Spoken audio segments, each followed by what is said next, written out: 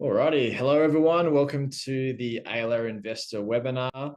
My name is Marty from Birchal, and tonight we're really excited to be hosting this webinar to talk about the AYLA offer and a little bit more about the business.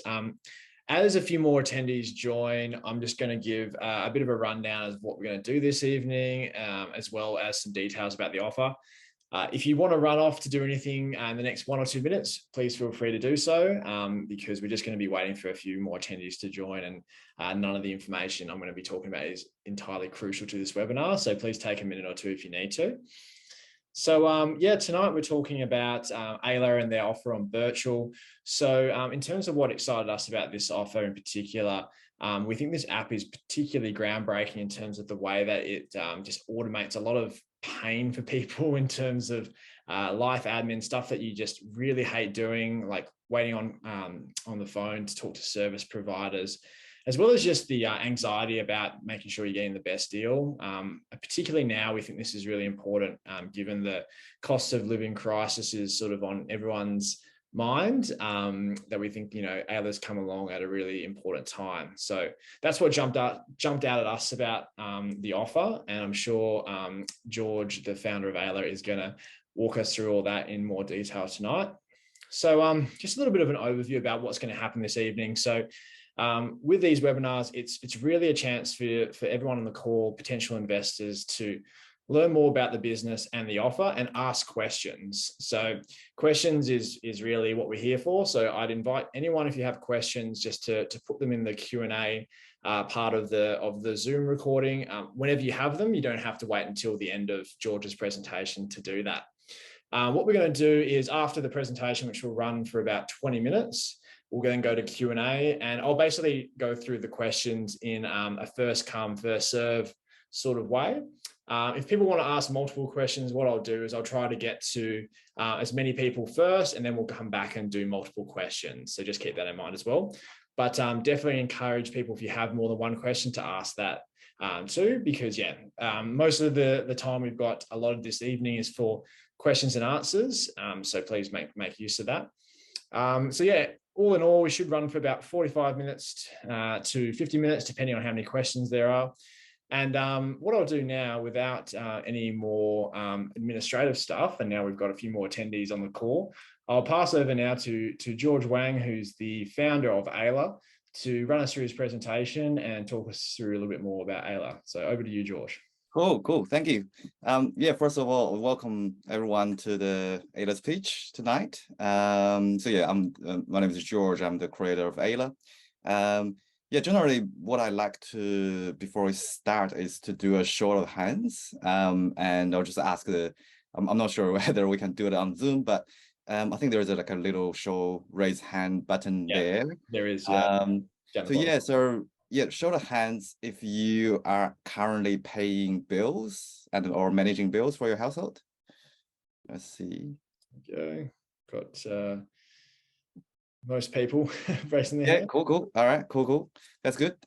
So yeah, keep your hands up. And now if you say you love paying bills or you love managing your bills for your household, and keep your hands up. Otherwise, you can put your hands up. So all the hands are going down. Cool. All right, that's as expected, and that's why we build AYLA for you. Okay, so now let me start the presentation. Cool. Yeah, so AYLA. AYLA stands for Automate Your Life Admin. So it is one control panel to help people automatically manage all their recurring expenses. So the current industries focused by AYLA includes energy, telecom, insurances, and finance. So yeah, where's it all started? So the story started back in 2018. So when my credit card expired, so payment to my service all stopped. And I can't find where my bills are and who my suppliers are. So guess what? They started to disconnect me. So it dragged into a nightmare for months. And then I found all my services were far more expensive than my neighbors. This is not only my problem. Consumers are losing control and visibility to deal with so many providers. This leads to increasing in mental loads and waste of time and money. By a conservative estimation, every year in Australia, households are losing about $25 billion on avoidable fees. So that's about $2,500 per household. On the other hand, providers' customer acquisition and call center costs are through the roof, but inefficient and not adding value to customers. So now here is AYLA, the first AI assistant to help automate your life admin and finances. Users only need to link their email to AYLA, and she will track all bill emails, send due reminders, facilitate bill payments or pay later, and deliver digital services. The best is she will continuously monitor the price and find better deals on the market, personalized for you. Users can put the money saved towards investment or carbon offsets. Users will be able to do all these without leaving the AYLA app. Now let me quickly show you a demo on AYLA.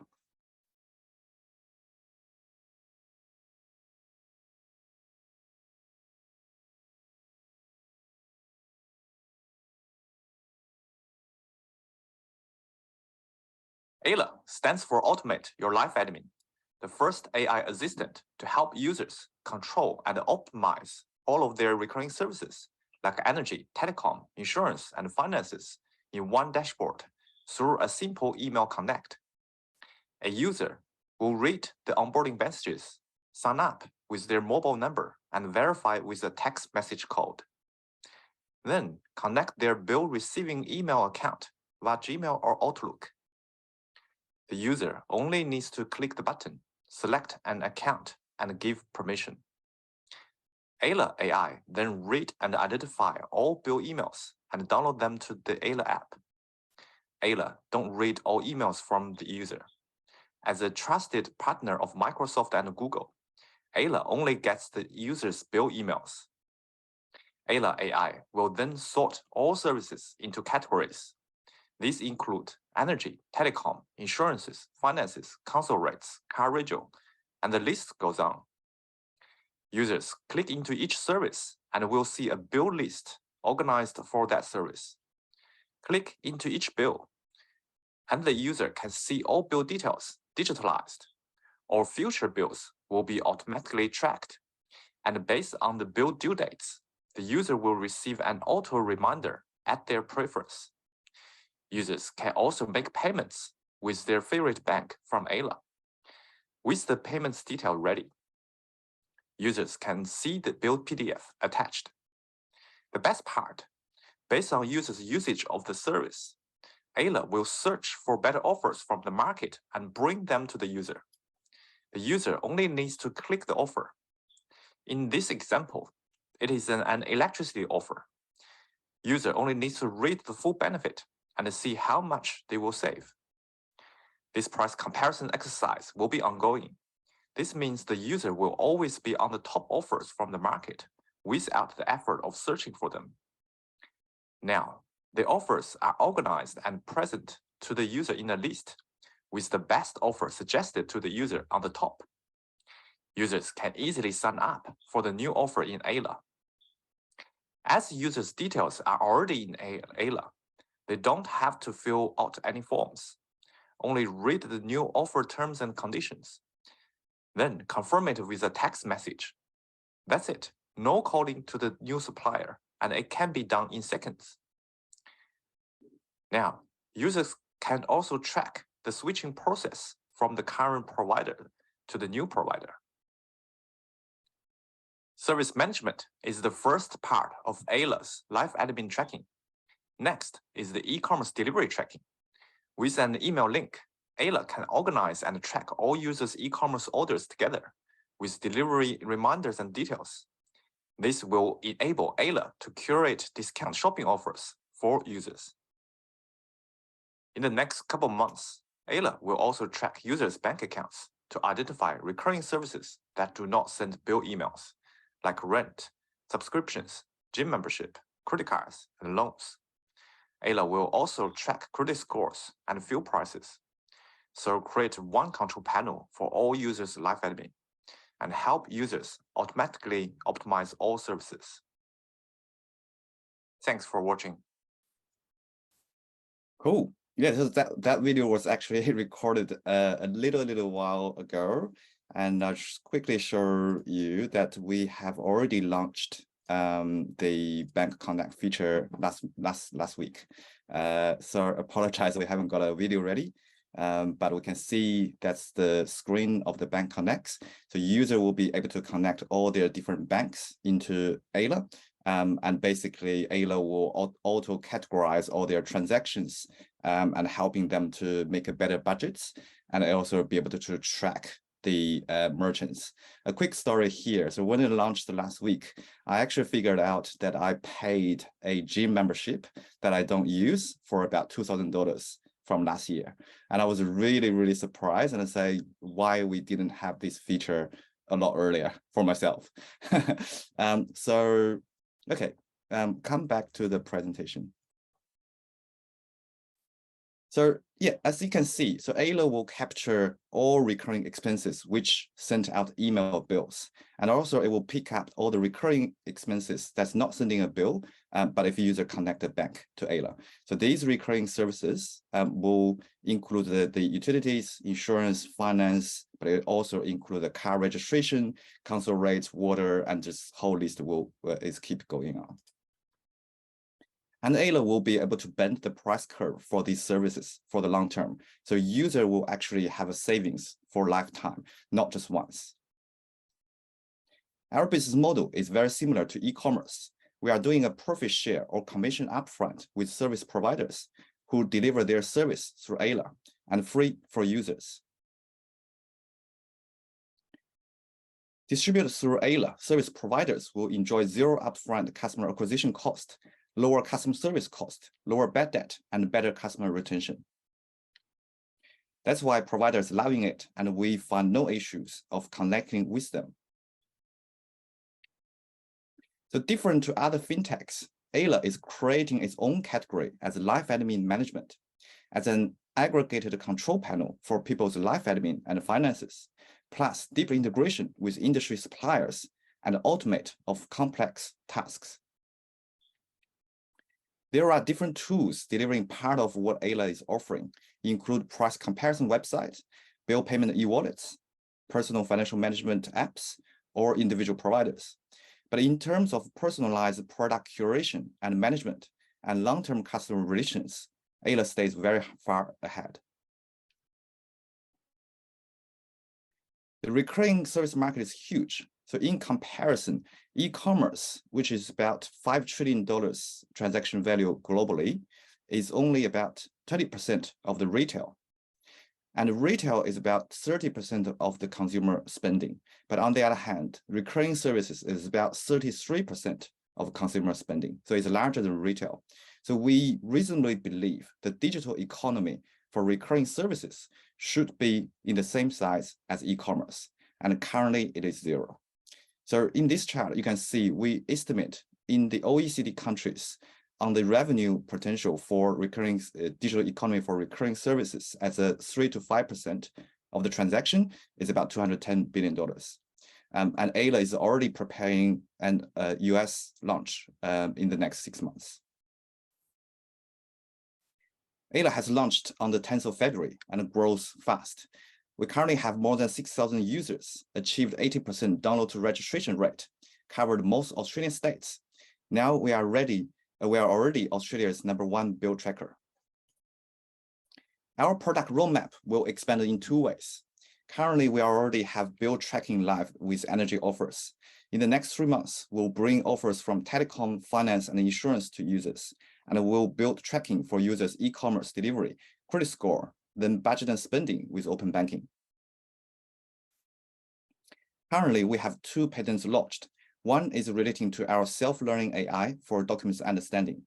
Second patent is for universal digital sales system for providers. Next, we are launching AYLA Everywhere. AYLA's life admin as a service solution can be embedded into any platforms. For example, the transactional website like price comparison website, they will use AYLA to help to build a relationship with their customer into longer term. And real estate agencies wants to give AYLA as an embedded product to their renters to help them manage their bills and also pay rents. Other fintech apps will want to embed AYLA to expand their utility for the users and also the embedded marketplace for services. For financial planners, they can use AYLA as an embedded service to help their customers to become more financial savvy, and to gathering the data to help them to deliver better service. And the HR benefit program provider wants to give AYLA to the employers and then pass to employees to save more money. So here's a preview of AYLA's embedded products. As you can see, user can easily get into a portal with AYLA and manage all their different services within the one panel. And here is a preview of our credit score panel. AYLA is building an infrastructure on open data.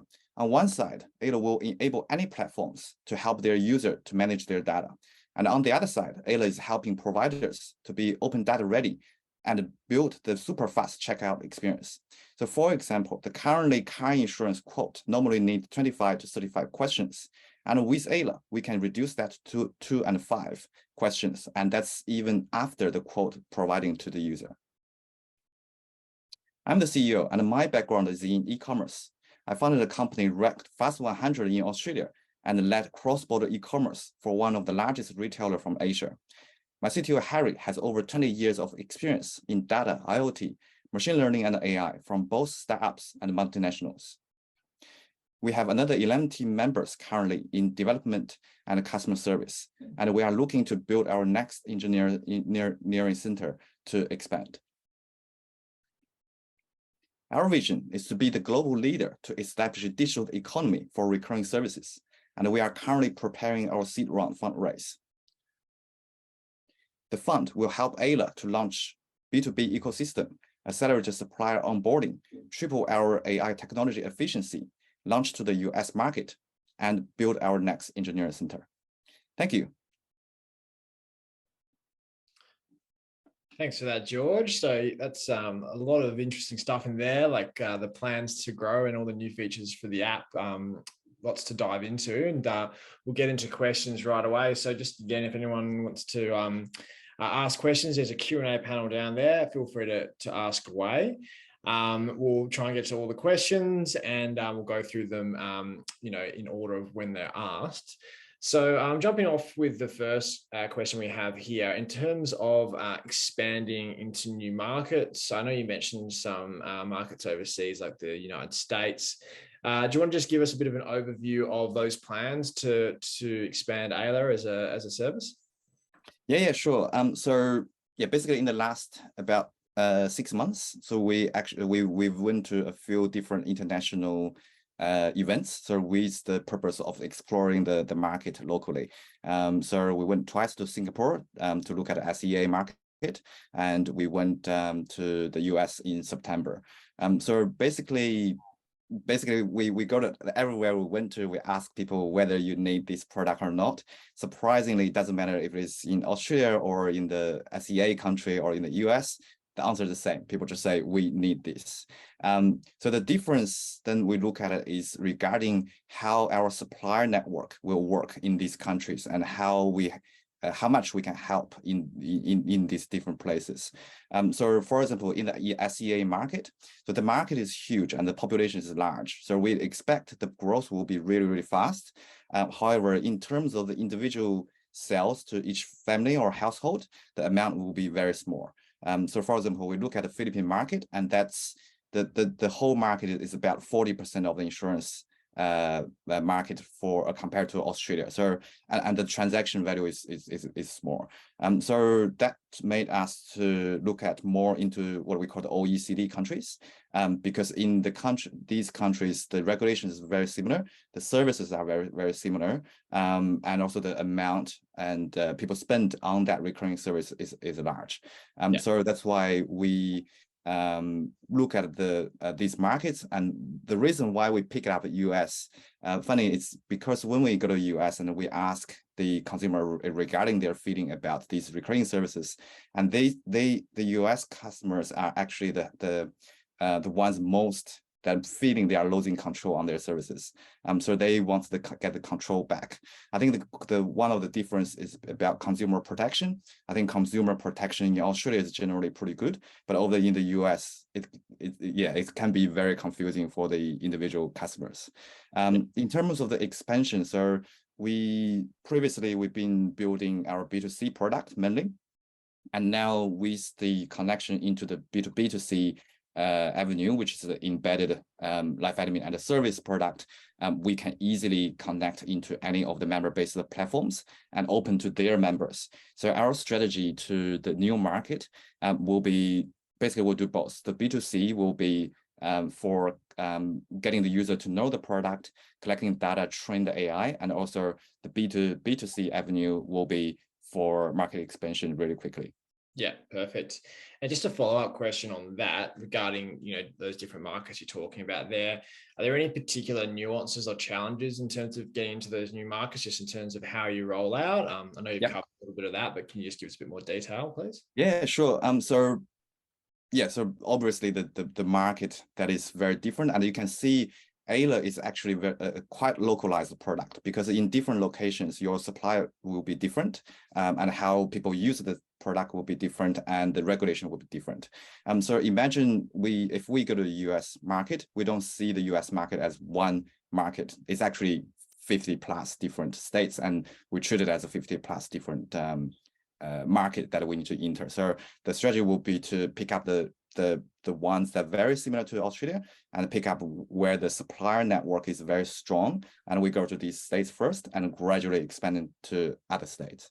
Yeah, perfect. Thank you so much. So just going through some more questions that's come through here. So we've got a question here about revenue. What is it today? And also asking about projected revenue per user. So just a bit of information as well for everyone who's joined. Obviously, there'll be an offer document that comes out shortly with full financial information. But George, if you want to add any more details to that, please feel free to. Yeah, sure. So we're currently working on a model of what we call lifetime customer value. So because AYLA is a very long-term relationship product with user, and actually the more of user using AYLA, the more services that they use AYLA to manage, it's harder for the user to leave the app. So basically what we forecast is a 5 to 7 year lifetime value, the lifetime for each paid customer. And for this paid customer, what we forecast is during the 7-year period, we'll have on average about 5 services switch. So that's including any of the utilities, insurance, finance products, and 3 ongoing services. So that 3 ongoing services is based on AYLA have a profit split agreement with the suppliers. So working on top of that, on average, each of the paid customer will worth for AYLA $1,400 in Australian dollars. So now basically what we are building the product and what we are driving for the metrics is so we have very high active user rate, and next step is we will keep building AYLA product so it attracts user to get into the habit of switching the services and getting service from AYLA, and we will keep improve on that metrics. So yeah, in terms of the revenue score, so because AYLA is a very new product, so we currently focusing on building the data aggregation part for the consumer part, and with the offer releasing, energy offer is already live this month, so we will see the revenue start from this month. Perfect, thanks for that. And just got another question here now. I mean, obviously, data security is a hot topic with everything that's happening with Optus and other providers having data breaches recently. So question here from Janice is about data security and how do you stop hackers from getting the information. And just before you answer that, George, I'll just quickly point out, so see someone's got their hand raised. So in terms of asking questions, we can't facilitate live questions with the way that this webinar works. So if you have a question, just please type it into the Q&A box. But yeah, back to you, George, about the data security question, please. Yeah, definitely. So we are basically in a space of managing very sensitive data for user. And what we want to do is to make AYLA the trust center for user to be trust and be comfortable to manage all their information and be able to organize so that they can take advantage of the open data to getting better services and save on the live admin costs. So yeah, in terms of security, there's a very long list that we look at. But yeah, for a few most important ones. Number one, we only work with the largest and the most trustworthy provider on the market. So for example, in terms of the email connection, we work with Microsoft and Google for Outlook and Gmail connections through secure APIs. For example, our database is localized with Amazon, so AWS, Amazon Web Services. So they are basically the largest cloud service provider for any large banks, governments, centers, and is located based in Australia.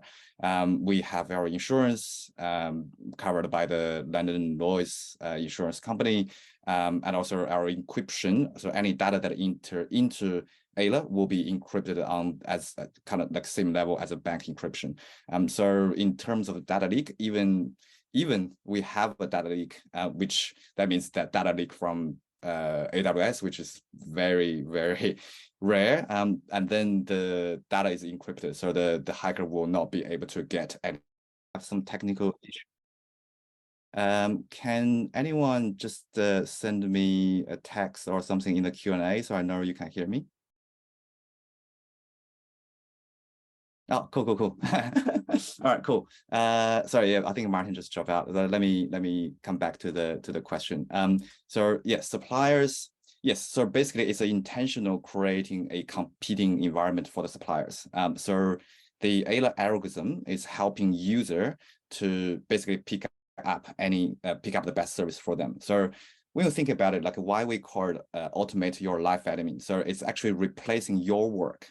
So when people go out and finding these suppliers, they want them to compete. They want to find the best service. So that is exactly AYLA is doing. So we are basically replace that work that the people needs to do, applied to the suppliers. So obviously the best supplier will win, and we will drive them to focus less on the marketing spend, but more on the services they provide to provide more value to users and win their ticket.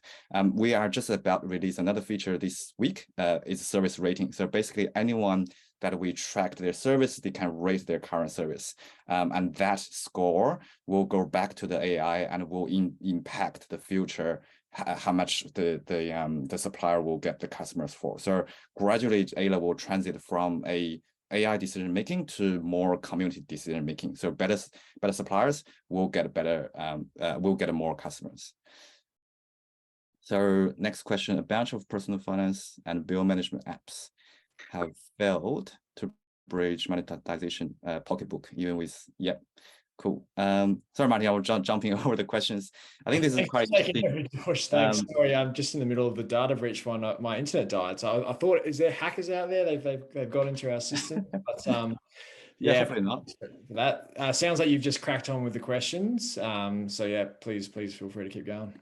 Yeah, cool. I think this is an interesting one. So people asking, someone asking about the revenue model. So why Pocketbook did not get into the revenue part.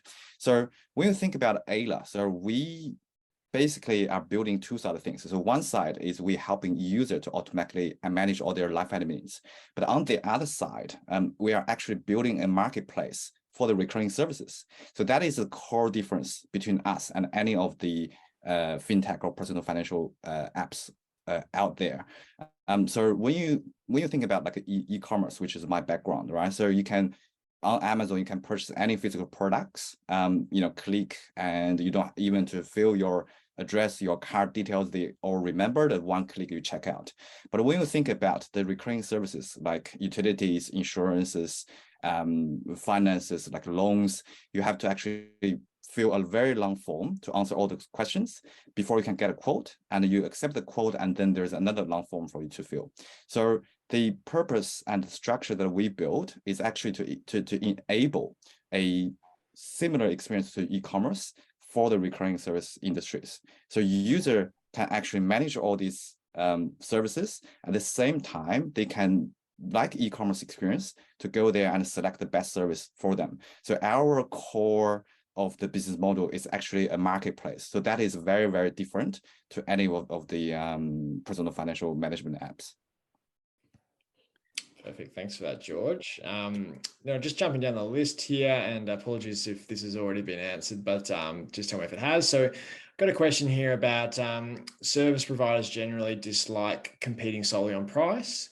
So is there a risk that service providers will resist a product that seems to be promoted primarily on price-based competition? PS loves the product and is already in that question. Cool. Yeah, thank you. Agree. So in Australia, like a lot of these industries are very, very highly, what is the word? So concentrated. So with the head players, let's say, big four banks and insurance companies, we probably have the top three. So these large companies do not like price comparisons. So they don't like people running around to get a better quote or service out of it, especially in the insurance industries. It is very hard to crack it and to get these three companies to, let's say, join AYLA or work on the way that we build. However, luckily, these companies, though they may own about 80% of the market, we still have many, many smaller players in these industries. So they may have really, really poor product and services and a very solid foundation, but because they don't have the deep pocket for marketing, they can't really compete with the large guys on the customer acquisition front. So these will be the companies joining AYLA first. And so that's why you expect on the AYLA, you will find a better product and a better service, but maybe the brand is not as recognized as the big 3 or 4. But gradually, the more people joining AYLA, the more that we sell on the service, and that will create a market change, and the big guys will join later, or they have to join in some way. Perfect. And so that's awesome to hear that strategy for starting with the small providers. And in terms of how the product works, in your presentation, you mentioned something about reviews of providers. Is that a feature? And could you just walk us through a little bit of how that works? Yeah, sure. So basically, once people link their email account with AYLA, and AYLA automatically organize and categorize each service into different services. And from there, as long as you use that service, then you are allowed to, so people are allowed to actually rate the service. So at the beginning, it's a very simple 5-star rating. So from a strong recommendation, which is get on it, until the 1-star, which is definitely avoid this service. And then people can post their real feeling about the service, and that will be viewable for anyone they want to read about this supplier. So that will start accumulating the crowd opinion on different services. So that will form the part of the decisions for AYLA to work with any suppliers in the future. Yeah, and while we're on the topic, and just in terms of the way that you structure your deals with these providers, now, is this a standard commission that AYLA charges? Because I imagine users would want to make sure that they're getting, the best offer, not just the provider that's giving AYLA the best deal. So can you just walk us through your commission structure a little bit? Yeah, definitely. So in the longer term, so AYLA will just charge a very small fee for a monthly fee on whatever the bill payment to these providers. So we see that's fair because if you switch the provider tomorrow, so it doesn't impact AYLA's profit and loss at all. So that gives us the same incentive with the users to find the best product and service for the user. However, in the short term, because of the industry that we're looking at are very, very old industries, so basically, currently everyone is working on an agency model. So for AYLA to start, we will have to adopt their current agency models. So that's why we still taking the upfront commission through that agency model. But we do expect once AYLA grow in size, and gradually we will, putting our rules into the market rather than adopt theirs. Perfect. Thanks for that. And thanks for all the questions coming through. We've got probably about 10 minutes to go. So if you have any burning questions, please feel free to chuck them in soon before we run out of time. So just a question here from Felipe. Asking, would you say there are any weaknesses or risk in the operation? Example being Google develop a similar service over their email database. So wouldn't want something like that happening. But yeah, do you want to just walk us through the strategy there? Yeah, cool. I actually had a conversation with the Google team in Melbourne. So I asked exactly the same question. I said, okay, we are using Gmail and we are using our AI based on Google technologies. What if Google do it themselves? So yeah, the answer actually is like quite surprised, but also reasonable. So basically they said Google's product is built for 10 billion users. So if this service is not designed for 10 billion people, they're not interested. So I immediately said, oh, okay, that actually makes sense. So when you think about the Google search, the Android phones, the Google Cloud, that's also a mass infrastructure build. So yeah, that's telling about this business direction, and their strategy is not focused on the smaller use case of it. On the other hand, it's actually a good exit strategy for us. So if we grow really, really good, and if we pick the eyes of of Google or Amazon, which so we know they are trying to cracking into the home services area, so that would be a perfect exit for us. Perfect. And maybe on a smaller scale than Google, good to hear that Google's not going to be trying to swallow you up. Well, being swallowed up by Google is not a bad thing from an acquisition perspective, but you might imagine that banks, with the data they have on customers in terms of being able to track their spending habits, might have a competitive advantage in this space. So is there any particular concerns about, them copying this or trying to do something of their own? Yeah, so actually we see them as partners. So one in the industry, so if you know these banks, their systems are really not, I wouldn't say call old, but very hard to change. So for any of the innovation they want to do will be very, very slow. So you can see currently the banks are buying the new startups in terms of technology or services. So we actually see the banks are a very good partner for us to embed our solution into them. So for example, the automatic categorization, the email connection, data extraction, and service marketplace. We don't see the banks would catch up anytime soon. And for them, it's an easier choice to either work with us and pay a very, very minimal fees to get our solution into their platform, or spend years to get a team work on it, and it's probably not going to catch up anyway. Yeah, absolutely. I mean, good example is Thriday or Thrive, which came through Birchal a little while ago, and they have an application that's for small business owners that integrates with banking software. And actually, I think NAB Ventures just recently invested some money in them for a subsequent round. So that probably goes to what you're saying there, George, in terms of they'd probably prefer to have a partner as opposed to try to copy this themselves. Yeah. So you start with all the hard work, and then they'll come in later. Cool. So moving on to some more questions here. So got one here from Stephen. Thanks for your question. So Stephen asked, so 6,000 is not many customers. So, since the start of the year, 6,000, that's still not bad, but he's asking, what strategies have you got to expand beyond that? Yeah, cool. So the reason why we only had 6,000 is because we basically had a push onto the market and we kind of stopped about April, May time. The reason we already test the market, we know the customer acquisition cost of each individual customer. So currently it's sitting about $15. So we know that's a very workable amount. So our next step is actually to choose whether we go hard on the retail market or we go hard on the B2B2C market. So so with this race, we'll do both. So we'll push on the retail market, but not with paid acquisition. So we'll do more content strategies. So for example, the rating feature, once it goes out, we'll build more social shares functions. We'll build in-house build split functions. So there's more user can join organically. Back in April, we don't have these functions. We know if we just keep spending money, it's kind of like acquire users, but our energy insurance offers is not ready. So there's no point for us to grow that number. So that's the first question about why it's growing not as as quick as you think there's such a good product. And the second part is the strategy of the B2B2C. So the platforms currently we're talking with, surprisingly, one of them is a price comparison website. So they are having about 2 to 3 million users monthly visiting their website. And so basically there is current discussion of us embedding into their platform. So the user who done the transactions, they can continuously manage the bills and the services.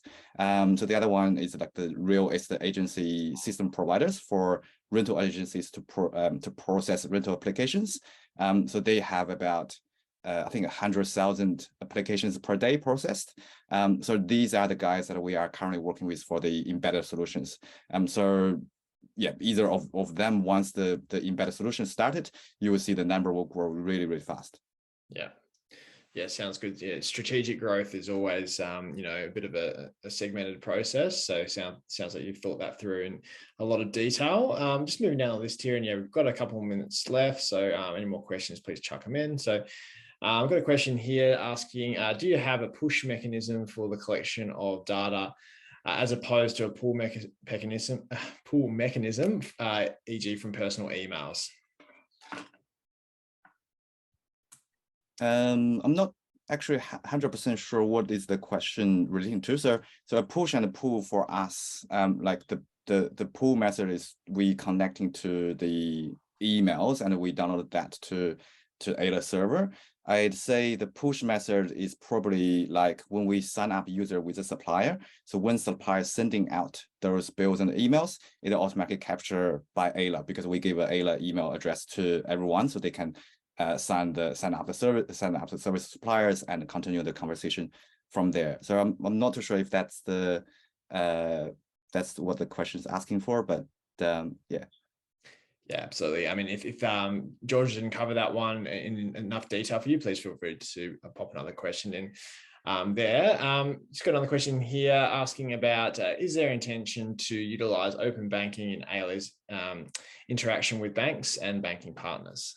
Yeah, definitely. AYLA is working on it right now. So currently with the bank connections live, so we use one of the largest data aggregator in the world, which is Udemy. So basically working with Udemy, so they will pass the banking data to AYLA. But yeah, gradually we will transit to open banking in the next 3 to 4 months. Perfect. And just, a couple of questions here that came in beforehand. So in terms of why you chose equity crowdfunding in terms of a capital raising path, keen to hear a bit about that. And obviously understanding you've done this before and you've had some good experience there, but you just want to know why equity crowdfunding appeals to you as a business. Yeah, sure. So basically we want to broadcast to more of the people knowing about the product and also so it's basically two things. So one is on the investment side, and the other one is on the broadcasting side. So the more investors join us, that we have more ambassadors that can go out and talk about AYLA to everyone. Yeah, it's a great customer acquisition strategy. Word of mouth is the cheapest way to market the product. So having some keen investors like who've joined this call today and been engaging with the campaign is really important. So, that's what we see as one of the big benefits of equity crowdfunding, especially for investors. Sorry, just adding on top of that. So we actually get followed by most of the lead VCs in Australia and got a very good connection into Singapore as well. So yeah, in the next year we'll start to working our Series A. So that will be mainly open for the institutional investors. Yeah, absolutely. But these are sort of earlier rounds, great to have support from the crowd, and especially when you're doing a sort of consumer focused product like yours. This is probably the end of the time we have here. So I just want to say thanks to everyone who joined us tonight. I'll just give you a little bit of the details and I'll throw back to George after that just for some final comments. So in terms of next steps from here, we've got about a week left of this expression of interest campaign. And I'm assuming everyone on this call has already signed up, but if you haven't, please do so you'll have early access to this offer when it goes live. After this call, you'll have a copy of the recording that we'll send out in terms of what we covered here tonight. So if you want to go through it or you want to share it with some friends, please feel free to do so. But yeah, basically from here, we've got about a week to go. Then the offer opens and they'll run for 2 weeks and you'll get more details as it comes. But we'll just basically keep you all in the loop. And if you have any questions, we want to keep this process as open as possible. So I'm sure George will be happy to answer any questions if you have after this. And if you have any questions about how Birchal works, please feel free to reach out to us. So I'll just pass back to George now for some final comments before we wrap up. Yeah, cool. Yeah, I think one thing I just mentioned, like, so we all know currently it's not a really good time for the economy, and people may be really a little bit worried about everything. But on the other hand, like if we look at it back, a lot of the greatest company, especially in the startup world, are actually during the crisis, like the Airbnbs, just born out of the crisis back in the low time. So yeah, so we actually very pumped and very positive about the project. And if one thing that people can remember, so just think us that we are building the e-commerce for recurring services, and that is a huge market. And when you think about it in the 10 years time, if there isn't a app or product like AYLA on the market, whether you think that's reasonable or not. So yes, so just think about the market size and the lifetime opportunity with AYLA. Yeah, absolutely. And just to echo George's words there, the difference between the last market downturn and this now, especially in Australia, is that with equity crowdfunding, retail investors have access to private companies like AYLA. So, in terms of building the future and the next generation of, startups that'll grow and take on the world, this is a really unique opportunity. And, definitely really appreciate everyone for sticking on this call and for backing companies like this. So we'll wrap it up now. Like I said, we'll get a copy of this recording out to you, and stay tuned for more updates from AYLA. And yeah, thanks so much for giving us some of your evening tonight. I really appreciate it. Thanks, everyone. Cheers. Bye-bye.